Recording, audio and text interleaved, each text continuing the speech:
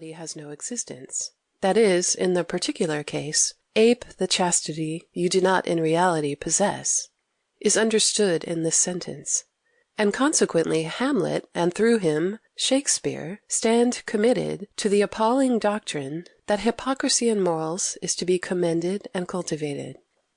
Now, such a proposition never for an instant entered Shakespeare's head. He used the word assume in this case in its primary and justest sense, ad sumo, take to, acquire. And the context plainly shows that Hamlet meant that his mother, by self-denial, would gradually acquire that virtue in which she was so conspicuously wanting. Yet, for lack of a little knowledge of the history of the word employed, the other monstrous gloss has received almost universal and applauding acceptance.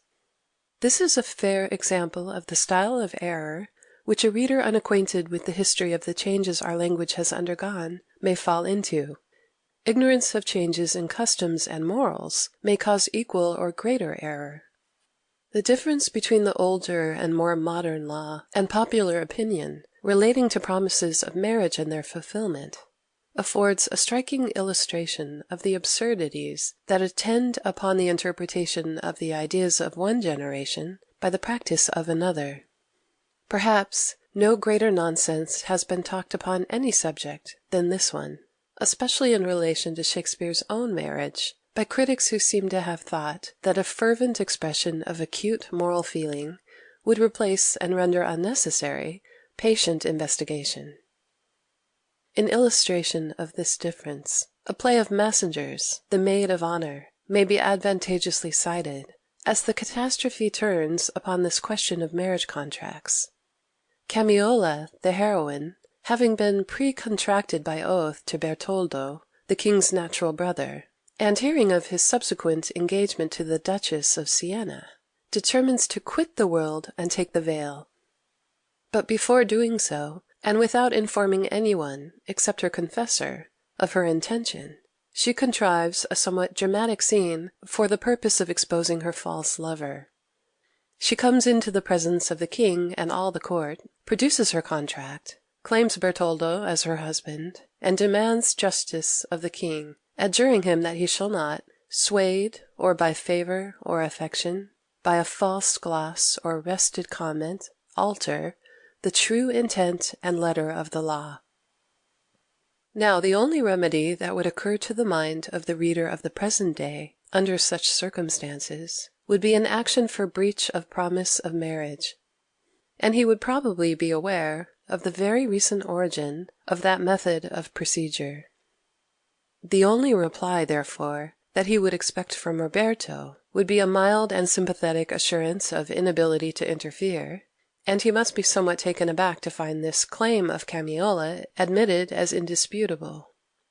The riddle becomes somewhat further involved when, having established her contract, she immediately intimates that she has not the slightest intention of observing it herself by declaring her desire to take the veil.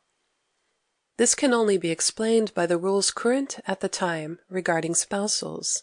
The betrothal, or hand-fasting, was, in Massinger's time, a ceremony that entailed very serious obligations upon the parties to it. There were two classes of spousals, sponsalio de futuro and sponsalia de presenti, a promise of marriage in the future, and an actual declaration of present marriage. This last form of betrothal was, in fact, marriage, as far as the contracting parties were concerned. It could not, even though not consummated, be dissolved by mutual consent, and a subsequent marriage, even though celebrated with religious rites, was utterly invalid, and could be set aside at the suit of the injured person. The results entailed by sponsalia de futuro were less serious. Although no spousals of the same nature could be entered into with a third person during the existence of the contract, yet it could be dissolved by mutual consent, and was dissolved by subsequent sponsalia in presenti, or matrimony. But such spousals could be converted into valid matrimony by the cohabitation of the parties, and this, instead of being looked upon as reprehensible, seems to have been treated as a laudable action, and to be by all means encouraged. In addition to this,